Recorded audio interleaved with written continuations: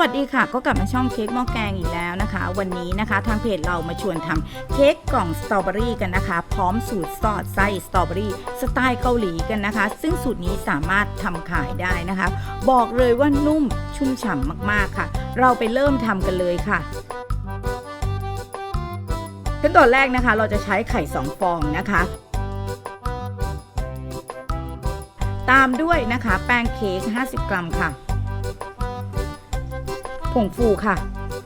น้ำตาลทรายค่ะน้ำมันค่ะวานิลานะคะคนส่วนผสมให้เข้ากันนะคะตี้ประมาณ 1-2 นาทีนะคะแล้วปาด SP ลงไปค่ะในลักษณะอย่างนี้ตีค่ะ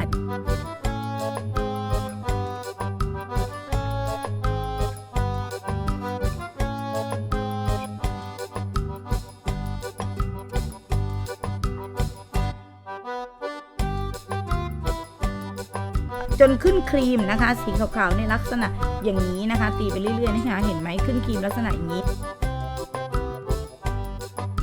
ใส่นมโรงเรียนลงไปค่ะ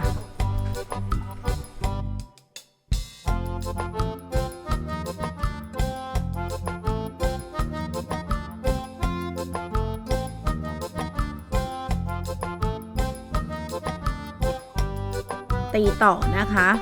หลังจากนั้นตีต่อไปเรื่อยๆเลยนะคะไปใส่ถาดอบนะคะสามารถอบกับเตาแก๊สก็ได้นะคะถ้าเตาแก๊สจะใช้เวลาอยู่ประมาณ20 นาทีไฟเบาสุดนะคะส่วนนะคะถ้าเป็นเตาอบ185 องศาอยู่ที่ประมาณ12 นาทีไฟบนล่างนะคะก่อนนำเข้าอบนะคะแนะนำว่าให้เคาะก่อนนะคะถึง4 ครั้งนะคะหลังจากนั้นเรามาทำ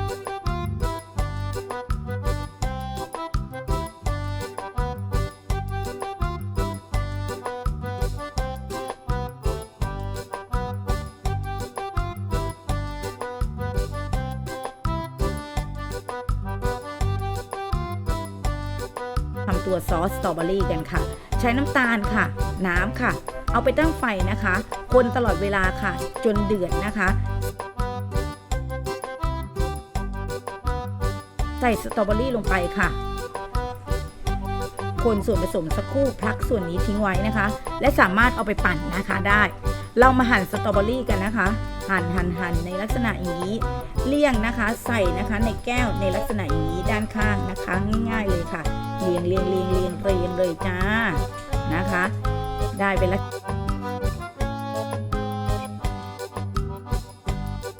ลักษณะอย่างนี้แล้วนะคะเรามาตัดเค้กกันนะคะเป็นก้อนๆนะคะเป็นเศษเค้กก็ได้นะคะเอามาอย่างนี้นะคะ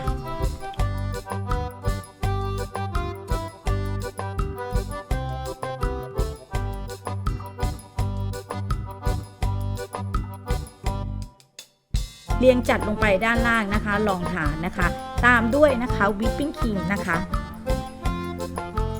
และตามด้วยซอสสตรอเบอรี่ที่เราปั่นไว้เรียบร้อยนะคะใส่ลงไปเลยค่ะใส่จัดลงไปอีกค่ะเค้กนะคะหลังจากนั้นใช้วิปปิ้งครีมนะคะ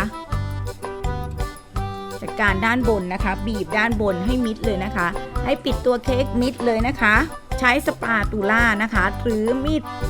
หรือที่ปาดเค้กนะคะปาดด้านบนให้เรียบค่ะปิดกล่องพร้อมจำหน่ายกันเลยค่ะบอกเลยว่าพอใจมากนะคะสูตรนี้ก็ไม่ควรพลาดค่ะเราเจอกันใหม่คลิปหน้าสวัสดีค่ะ